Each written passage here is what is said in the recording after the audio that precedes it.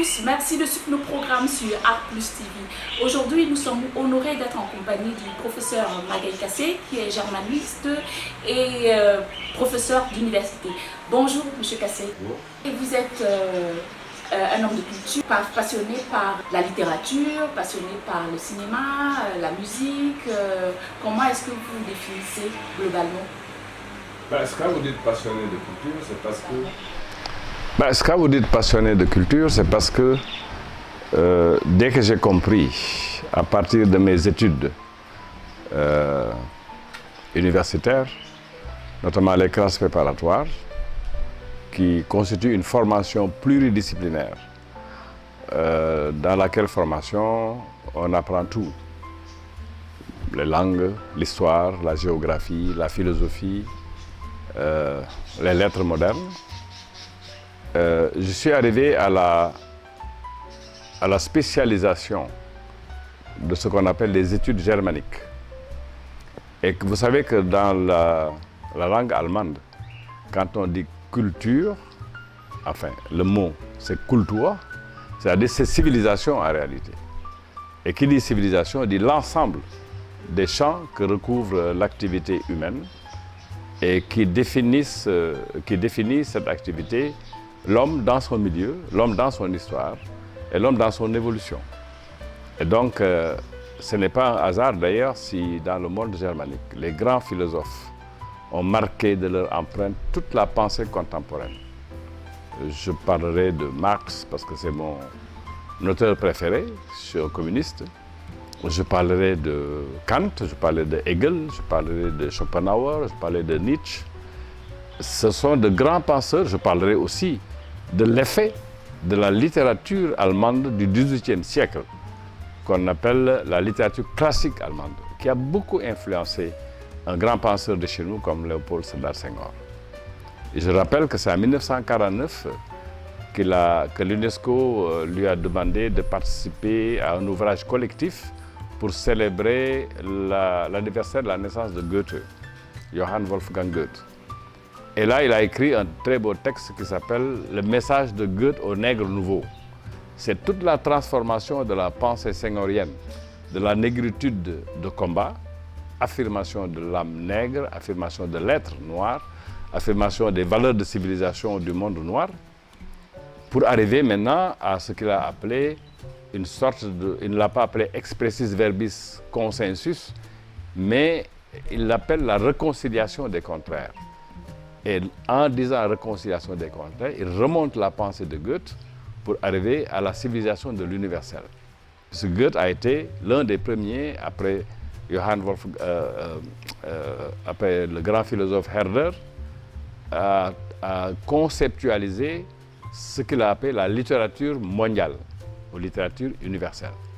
Et Goethe dit il faut que toutes les littératures nationales puissent converger vers une littérature universelle. Donc ça donne une dimension tout à fait nouvelle à la littérature, et c'est Herder qui a théorisé lui aussi l'idée que la littérature est l'âme des peuples. Dans nos civilisations orales, si vous voulez comprendre ce que c'est que l'Afrique, il faut remonter à l'oralité de l'Afrique. Les contes, les légendes, les proverbes, les dictons, qui font aussi la marque distinctive de l'Homo africanus, qui permet de dire l'homme africain est inséré dans un monde qui est défini géographiquement, certes, mais qui a donné naissance à toute la civilisation universelle, puisque d'après Cheikh Anta Diop, l'homme est parti de l'Afrique pour remonter et qui a traversé un peu tous les âges et toutes les époques pour marquer de son empreinte un petit peu la configuration de ce que c'est que l'humanité aujourd'hui. Évidemment, ce sont des théories beaucoup plus complexes qu'on ne peut pas développer dans le cadre d'une émission comme celle-là. Mais c'est pour dire simplement que dans mon cursus, après être parti des études pluridisciplinaires, j'en suis arrivé à me concentrer davantage sur cette particularité de la civilisation européenne qui a marqué quand même de son empreinte au moins le XXe siècle, pour ne pas remonter au XIXe siècle. Donc ma formation m'a préparé à être curieux de tout, à m'intéresser à tout ce qui est l'expression vivante de la créativité de l'homme, qui commence par d'abord le dialogue qu'il instaure avec son prochain à travers la littérature, et qui dit littérature dit art plastique, dit statuaire, dit musique, dit manifestation, disons, esthétique, qui donne à l'homme un petit peu sa place dans cet univers. Je rappelle que nous avons organisé il y a quelques 2-3 ans ici, le tome vient de paraître d'ailleurs aux éditions de la Sorbonne, sur l'anthropologie et l'ethnologie vue par les Africains. J'ai parlé d'Amadou Hampâté-Bâ et de son apport inestimable à la compréhension de ce que c'est que la civilisation africaine. Donc on en revient toujours à ce mot de culture, qui signifie civilisation, qui signifie donc le degré par lequel l'homme maîtrise la nature pour la mettre à son service. Évidemment, on peut toujours nous dire que cette maîtrise de l'homme, de la nature par l'homme, lui a fait faire des choses absolument incroyables qui mettent en danger notre planète. C'est la question de l'environnement, la question de la destruction de notre univers, etc., etc.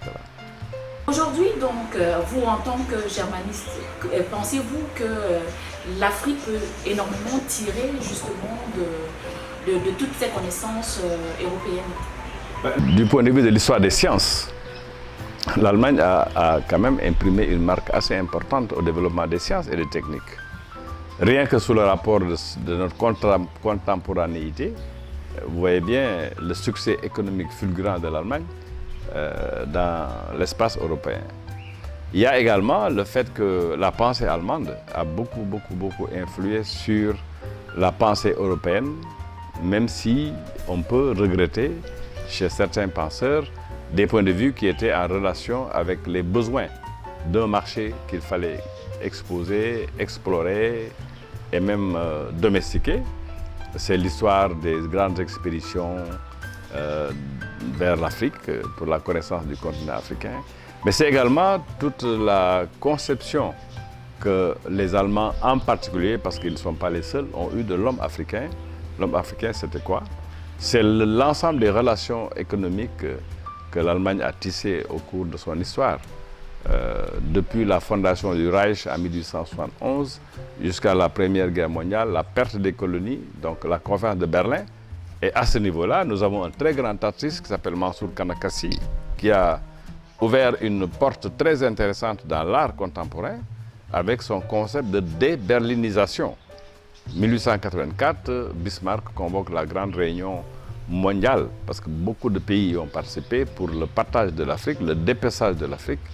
Et Mansour Kanakasi nous rappelle que ça a été l'acte de naissance officiel de la mémise impérialiste, colonisatrice de l'Europe et des Amériques, parce que l'Amérique a participé à cette conférence aussi, sur l'Afrique. Et donc, connaître l'histoire des relations entre l'Allemagne et l'Afrique, c'est également connaître tout ce que cette Allemagne a pu faire et qui pèse encore sur les consciences. Je parle notamment du sud-ouest africain de l'époque qui s'appelle maintenant Namibie, avec la guerre des Herero, le massacre, les premiers camps de concentration qui ont été érigés en Namibie, l'ordre d'extermination des Herero de 1906 avec le général von Trotta, et tout le débat contemporain sur la restitution des œuvres d'art, dans laquelle restitution l'Allemagne aussi a une part importante parce qu'il y a des dizaines et des dizaines de camps de Herero qui sont stockés dans les musées allemands et qui ne veulent pas restituer, ce qui constitue encore une pomme de discorde avec la Namibie, sans compter maintenant toute l'initiative prise avec le Humboldt Forum de Berlin aujourd'hui, qui est sujet à controverse sous beaucoup de rapports. Donc, ce n'est pas une singularité de l'Allemagne, mais c'est une singularité de l'Europe, dans laquelle l'Allemagne joue un rôle important. Et pensez-vous qu'il y a une réelle différence entre la colonisation de ces deux pays, l'Allemagne et la France? Est-ce qu'aujourd'hui l'histoire de l'Afrique aurait été différente si elle a été réellement colonisée par l'Allemagne? On ne peut pas répondre ni par l'affirmative ni par la négative. C'est-à-dire que quand on prend les anciennes colonies allemandes en Afrique, le Cameroun, le Togo, évidemment, colonisation signifie colonisation. c'est dépossession, c'est extermination, c'est exploitation, c'est négation de l'être colonisé. C'est tout un champ sémantique que recouvre le mot colonisé. Il y a tellement d'études sur cette question-là qu'on n'a pas besoin de s'étendre là-dessus. La seule différence, ce sont les méthodes. Elles ont été aussi brutales chez les Allemands qu'elle a été brutale, cette méthode, chez les Français ou chez les Anglais. J'ai parlé du massacre des Héréros. On aurait pu parler aussi, dans la colonisation française, des massacres d'Algériens, d'autres formes de résistance.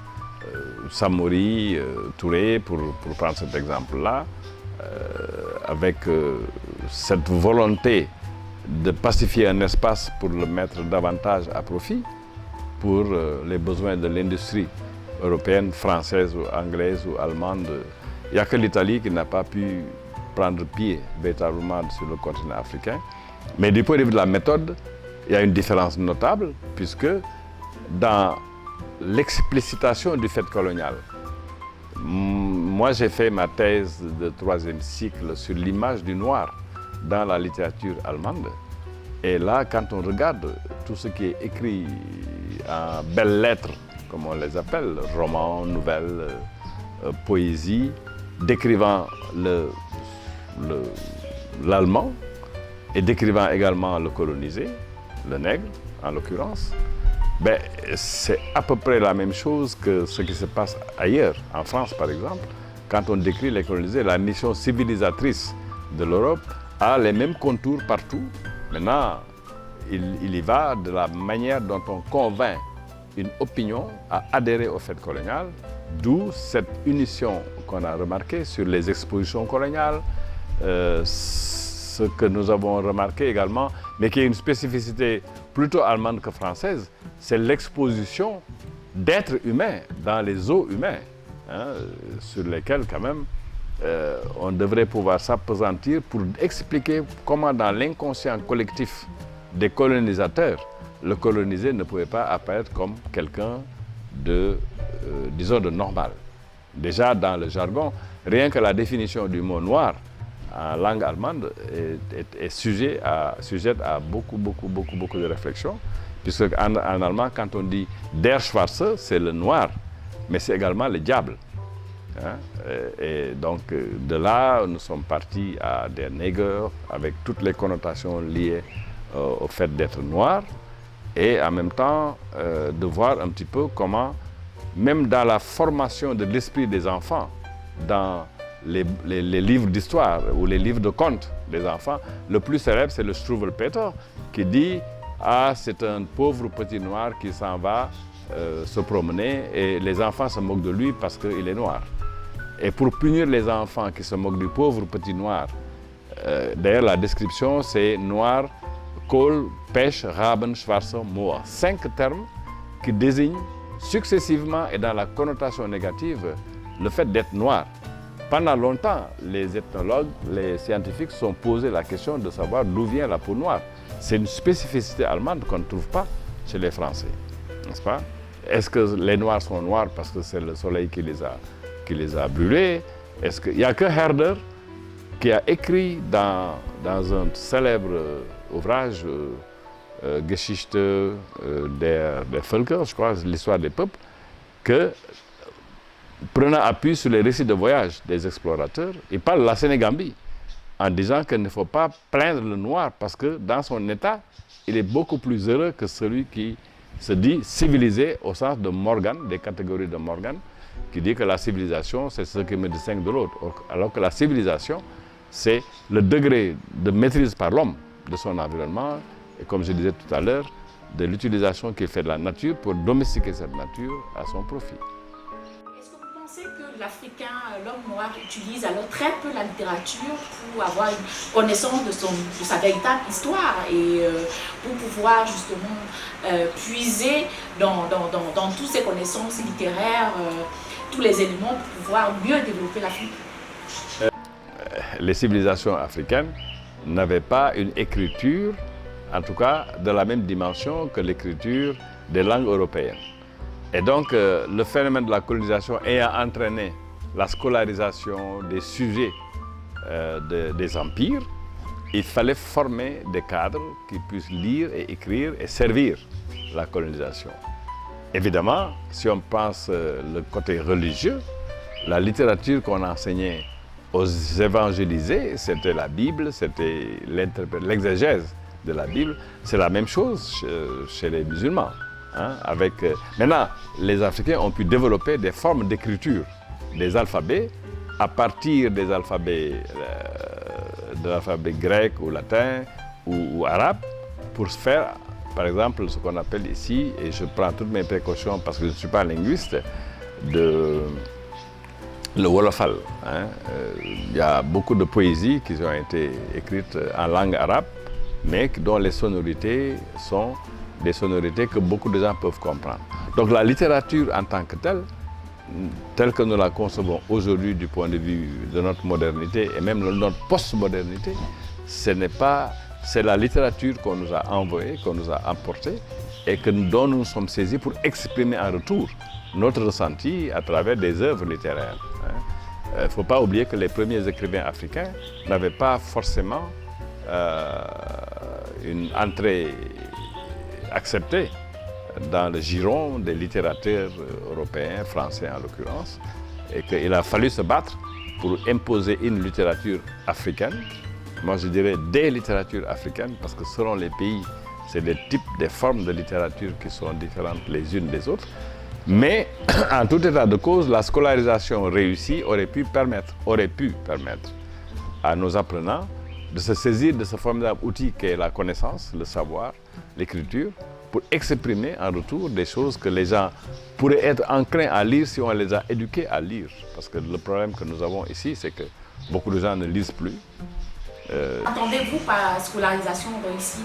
Une bonne école, une école qui ne soit pas une école d'échec, puisque la plupart des apprenants sont scolarisés dans une langue étrangère.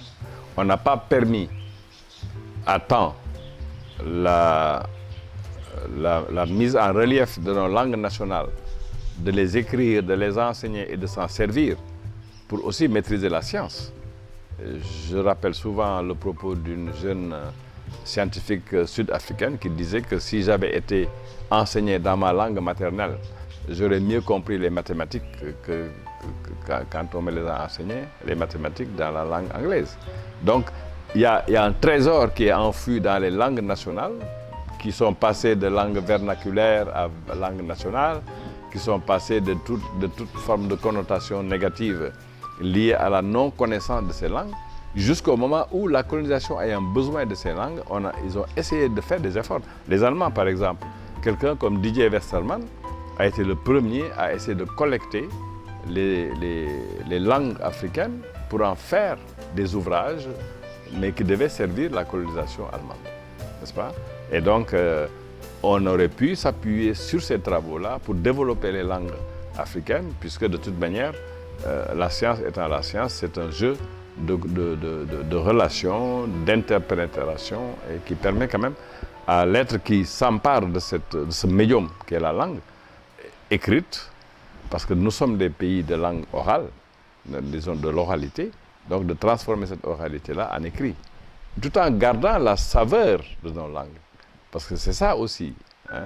Une fois qu'on n'a pas appris les langues qui sont les nôtres depuis l'enfance jusqu'à la scolarisation, disons formelle par l'école européenne, on pouvait avoir les deux en même temps. On pouvait avoir les langues européennes et le développement de nos langues nationales et écrire dans nos langues nationales. Certains s'y sont essayés. Malheureusement, ça n'a pas fait fortune. Je prends un Boubacar Boris Diop qui a écrit Lambigolo. Il a été obligé de le retraduire en français parce que le médium dont il se sert n'est pas un médium qui est maîtrisé comme il faut par le lectorat, qui puisse comprendre un petit peu quel est l'enjeu de son écriture dans la tentative de décrire des romans, des nouvelles ou autre chose dans les langues nationales comme le Wolof par exemple. Alors que la richesse de ces langues-là est indéniable. Mais c'est un concours des circonstances qui sont indépendantes de ces circonstances, de la conscience immédiate des concernés, qui fait que les tentatives qui ont été menées par des progressistes dans nos pays africains de dire revalorisons nos langues nationales en les transcrivant comme il faut, en les vulgarisant, en les diffusant, en les enseignant, pour que non pas de manière exclusive, mais de manière tout à fait harmonieuse, on puisse aussi intégrer une forme de pensée issue d'une langue européenne et une forme de pensée issue de nos cultures traditionnelles et de nos cultures quand même qui ont donné à l'homme africain une place de choix dans le concert de toutes les formes de civilisation dans lesquelles aujourd'hui l'individu n'existe plus. Ça veut dire l'individu est ravalé au rang d'objet, alors que dans la vision communautaire, non pas communautariste mais communautaire de l'Africain, on a quand même cette non-solitude, ce partage, cette manière d'être ensemble, de communiquer ensemble, et qui n'est pas le fait d'un individualisme qu'on cultive pour faire de l'individu dans les sociétés occidentales développées quelqu'un qui est absolument et indéniablement isolé de tout un ensemble qui peut quand même être le substrat à partir duquel il peut développer toute sa personnalité et participer avec ses compétences et ses manières de voir la vie à l'édification de sociétés dans lesquelles l'homme a encore sa place. Or, dans le système dans lequel nous vivons, depuis que le capitalisme et l'impérialisme sont arrivés chez nous, c'est un système qui fragilise l'individu, qui le réduit à l'état d'objet utilisable, taillable et corvéable, et d'où toute l'histoire du mouvement ouvrier, de la pensée européenne progressiste qui dit qu'il faut libérer l'homme de l'entrave de l'exploitation par son semblable pour que l'homme redevienne l'homme qui n'aurait jamais dû cesser d'être. Donc c'est des théories qui sont encore beaucoup plus compliquées que ce que je viens de dire, mais qui montrent simplement que la littérature peut avoir un rôle essentiel à jouer, même si on s'approprie un médium qui nous est étranger. L'essentiel, c'est de traduire dans ce médium des préoccupations dont peuvent se servir dans la réflexion les sujets qui sont concernés par cette littérature et qui sont capables de comprendre un petit peu ce qui se passe. C'est ce que fait le cinéma africain, enfin le cinéma africain tel que moi je le comprends. Avec tout ce qui a été dit, peut-on dire qu'en Afrique, on manque de rigueur, d'ouverture d'esprit et de créativité pour le changement de la société? Non, rigueur, peut-être parce que le système dans lequel nous sommes est une forme de système hybride, dans lequel système on trouve du tout. Maintenant, la créativité n'a jamais été absente de l'univers de l'homme, tout court, qu'il soit africain, qu'il soit nippon, japonais, coréen, de la Papouasie-Nouvelle-Guinée ou autre. La créativité fait l'homme. C'est différent maintenant d'une situation dans laquelle on n'incite pas les gens à créer pour les besoins de notre prochain. C'est-à-dire que la création, c'est un acte par lequel l'homme se libère des énergies, libère des compétences, libère des sensibilités, des émotions, suscite des émotions à travers des œuvres d'art, et également allie des mondes qui apparemment sont éloignés les uns des autres, mais dans notre univers culturel africain, on voit bien ce que signifie la statuaire. Dire quand vous regardez les objets d'art qui sont exposés dans les musées européens et même dans certains musées en Afrique, on voit bien comment la spiritualité traverse ces œuvres d'art. Donc, lien entre le monde visible, qui est le monde que nous connaissons, et le monde invisible, c'est celui des ancêtres, des mythes, des génies, etc. Et au fur et à mesure que la société s'industrialise, elle détruit dans le même temps ce rapport étroit qui existait entre le monde visible et le monde invisible. Et donc, il y a des subsistances de cela, bien entendu. Mais ce n'est pas, à mon avis, suffisamment cultivé pour qu'on puisse se servir de cela pour faire notre propre personnalité africaine. Ce qui, à mon avis, devrait être le lot de tous ceux qui enseignent l'anthropologie, l'ethnologie, les sciences sociales de façon générale, la psychologie, et qui fait que nous n'avons pas à terme encore atteint le seuil critique des sociétés individualistes européennes ou occidentales, dans lesquelles les gens ont besoin de s'approcher des psychanalystes pour comprendre un petit peu les travers qu'ils ne peuvent pas percevoir ni analyser pour ne pas être en déphasage total avec son être là. Et donc, c'est toutes les théories de Freud, de Lacan, sur l'inconscient.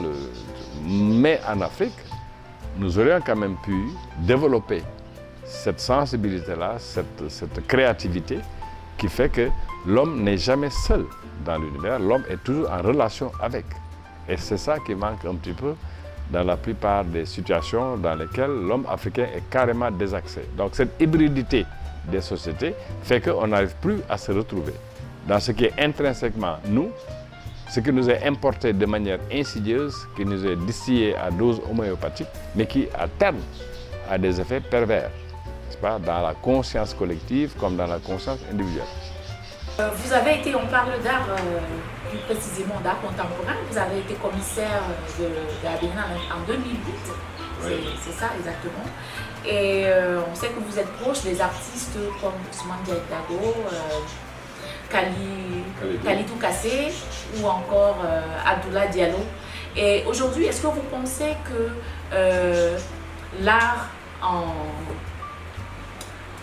dans sa globalité, hein, l'art africain est assez valorisé au Sénégal ou bien dans le continent? D'abord, il faut voir que cette manifestation dont vous parlez, la Biennale, a été une volonté délibérée de présenter au monde la création africaine, qu'elle soit plastique, qu'elle soit plus tard design, etc., etc. Donc, nous voulions montrer au monde que ce n'est pas parce que Léo Frobenius avait découvert l'art rupestre dans les grottes de l'Afrique du Sud, du Sahara jusqu'au Mexique, manifestation intrinsèque de l'homme, sa spiritualité, son rapport avec ses semblables. Quand vous regardez de très près, j'ai organisé ici une grande exposition d'art rupestre en m'appuyant sur Abdoulaye Diallo, sur Saliou Diong, dont je vous ai montré l'œuvre, et sur Aïchatou, en leur disant, regardez les peintures rupestres reproduites par Frobenius, et dites-nous qu'est-ce que cela vous inspire aujourd'hui. Donc cette manière d'être, cette manière de créer, a fait quand même que l'art africain, qu'il soit l'art tel que défini par les ethnologues, les anthropologues, pour des visées d'exclusion, de non-reconnaissance et tout, il y a eu tout un processus qui a abouti à la reconnaissance de l'art africain, dont la reconnaissance la plus manifeste est celle des grands peintres comme Picasso, Matisse, etc., qui avaient quand même la sensibilité de voir ce que la statuaire africaine pouvait représenter, ce que les formes, les lignes, qui sont la marque distinctive d'un certain art de l'Afrique. Je reprendrai Ibn Ndiaye qui dit qu'il n'y a pas de peintre africain, il y a le peintre tout court. C'est-à-dire qu'il y a l'artiste tout court. Ce n'est pas un artiste africain, c'est quelqu'un qui est capable de susciter des émotions, de se servir de sa créativité. Donc la Biennale est venue successivement, à travers ces différentes éditions, montrer au monde ce que l'art africain contemporain pouvait offrir à ce monde et comment cet art pouvait interpeller les contemporains pour qu'ils se rendent compte qu'il y a une manière de se présenter à l'autre qui définit ce que c'est que l'Afrique aujourd'hui, que ce soit du nord, du centre, de l'est, de l'ouest. Parce que dans l'exposition internationale, nous sélectionnons parmi les artistes les plus susceptibles de coller au thème de la Biennale, des œuvres magistrales, des œuvres fantastiques. J'ai ici cet ouvrage qui est très intéressant, les lauréats du Grand Prix Léopold Sédar Senghor, hein, qui montre quand même tous les prix qui ont été obtenus par différents artistes de pratiquement beaucoup de coins de l'Afrique. Et les thèmes qui sont développés d'une biennale à l'autre montrent aussi les préoccupations qui sont celles des artistes. En 2008, nous avons retenu des œuvres de Simba qui montraient un petit peu la guerre, ce que ça signifiait. Nous avons également, pour la deuxième fois,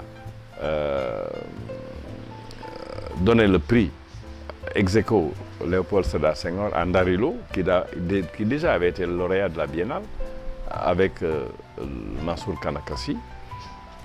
sur la marche verte, sur des thèmes qui sont des thèmes contemporains qui nous interpellent dans les réponses que l'artiste essaie d'apporter en suscitant la réflexion autour des œuvres d'art pour que l'art soit quand même un médium, une forme de communication qui dit que, bon, ben voilà, si l'artiste nous prête ses yeux pour voir le monde, nous essayons de voir ce monde-là, non pas à travers le prisme par lequel passe l'œuvre d'art, mais en étant au-delà de l'œuvre d'art, pour voir un petit peu qu'est-ce qui préoccupe l'artiste pour nous communiquer ses sensations, ses émotions, ses interrogations sur des vécus qui sont parfois douloureux. Je pense ici au thème de la Biennale de 2008, Afrique 2 points, miroir, point d'interrogation. C'est quoi l'Afrique aujourd'hui? Donc l'art doit répondre à cette question-là. Aujourd'hui, nous célébrons 60 ans d'indépendance des pays africains. À l'époque, on n'était pas encore à 60 ans, mais il y avait de quoi se questionner sur le devenir de l'Afrique, sur le plan économique, sur le plan culturel, civilisationnel, c'est-à-dire développement de nos sociétés à l'ère de la mondialisation des échanges. Quelle place l'Afrique a-t-elle là-dedans? Également, la manière dont on doit se poser la question, quelle est au fond la fonction de l'art ou quelles sont les fonctions de l'art? Est-ce que l'art est simplement là pour nous émouvoir ou est-ce que l'art est là pour susciter de nouvelles interrogations? Et ce miroir qu'on présentait à l'opinion internationale, cette biennale a été une vraie réussite puisque les gens se sont posé la question, qu'est-ce qu'il y a derrière ce miroir-là? Est-ce que si je vous regarde, je vous définis en tant que vous, par la perception que j'ai de votre être-là, mais est-ce que je ne dois pas aller au-delà pour savoir au fond qui est cette femme qui peut se présenter à moi sous des atours que j'apprécie subjectivement? Mais si je veux apprécier objectivement cet être-là qui est devant moi, il faut que je puisse aller au-delà de ce qu'elle me présente, de ce que cet être me présente pour savoir au fond quel est son mode de socialisation, d'où vient-il, quelles sont ses préoccupations, ainsi de suite, ainsi de suite. Donc, si on doit interroger l'Afrique, il faut que l'Afrique s'arrête sur elle-même. Ce sont les 2 points. L'Afrique, 2 points. Arrêtons-nous. Voilà. Miroir, c'est quoi cette Afrique? Donc, ce grand point d'interrogation, c'est quelles sont les perspectives qui s'offrent à l'Afrique et pour lesquelles perspectives l'art peut apporter une contribution. Évidemment, c'est quelque part très théorique, c'est quelque part très ésotérique pour ceux qui aiment, qui connaissent, qui comprennent l'art. Ce n'est pas pour le commun des Africains qui n'a pas l'habitude d'aller voir des expositions dans des galeries. Évidemment, l'impression pour moi demeure que nous évoluons toujours en cercle plus ou moins fermé, malgré les off, parce qu'il y a l'exposition in, mais il y a aussi les expositions off dans différents quartiers de la ville de Dakar, qui montrent aussi à la population ce que c'est que l'art. Mais encore faut-il les initier à l'art par différents mécanismes dont l'école est un exemple, dont la perception que l'artiste a de son travail par rapport à ses contemporains, ses voisins, etc., peut avoir de l'art. Est-ce qu'on ne peut pas dire seulement, wow, comment peut-on dépenser autant d'argent sur une œuvre d'art alors que nous avons des soucis beaucoup plus importants? C'est exactement la même chose pour quelqu'un qui dit, est-ce que j'achète ce livre à 10 000 francs ou est-ce que je vais acheter 1 kilo de riz pour mes enfants? Donc, c'est le système qui nous reproduit aussi ce schéma de pensée et cette distanciation qu'il y a entre l'artiste et son public. Et c'est la même chose qui se passe dans d'autres domaines où l'influence, l'implication des populations, des personnes, monsieur tout le monde, devrait être encouragée, suscitée, boostée pour que l'artiste dise, bon, j'ai un répondant. Et ce répondant, malheureusement, il n'est pas... Regardez les œuvres de Dago, vous avez parlé de... J'adore cet artiste parce qu'il nous donne à voir, par la photographie déjà, des éléments extrêmement intéressants et esthétiquement soutenables, d'une beauté qu'on n'a pas l'habitude de voir. Hein?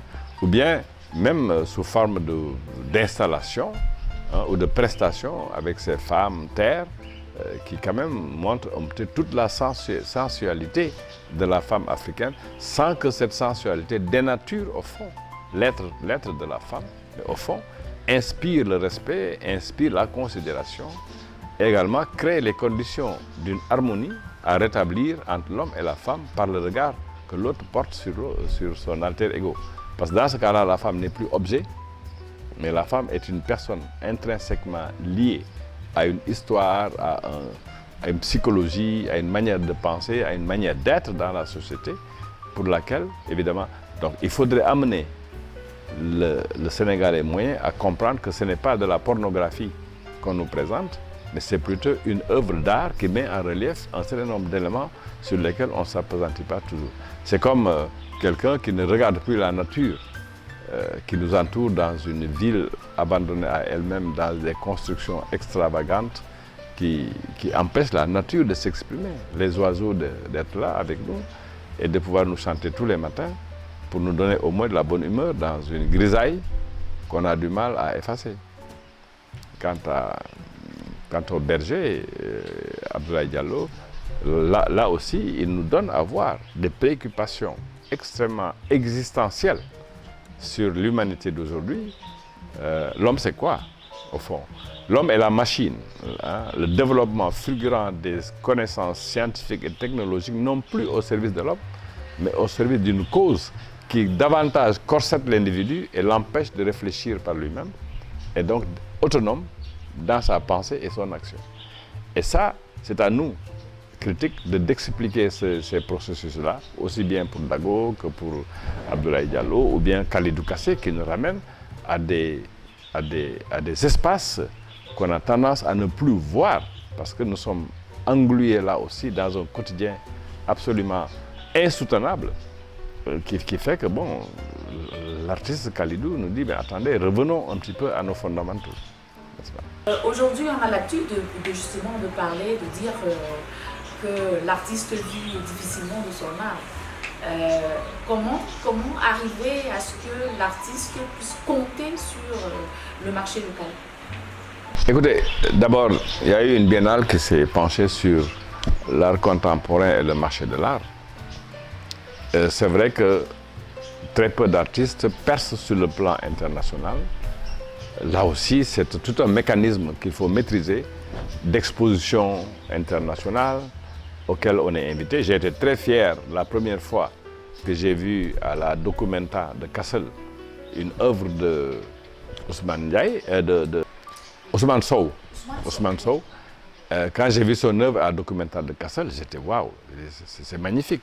Mais parce qu'il y a eu un intérêt qui a été suscité, pourquoi du temps de Senghor, comme je le disais tout à l'heure, les artistes sénégalais pouvaient exposer partout et vendre leurs œuvres aussi partout, n'est-ce pas? C'est parce qu'il y a une politique qui a été instituée derrière pour soutenir un petit peu à la fois la création et la circulation des œuvres. Le cas de tous les artistes, malheureusement, parce que souvent ils n'ont pas l'opportunité d'être invités en résidence, de travailler de concert avec d'autres artistes, de présenter leurs œuvres et de pouvoir les vendre, ou d'être coachés par des gens qui sont dans le milieu du marché de l'art. Et parfois, à leur corps défendant, ils sont exploités dans le sens de ne pas trop valoriser leurs œuvres. Et tout le monde n'y a pas accès.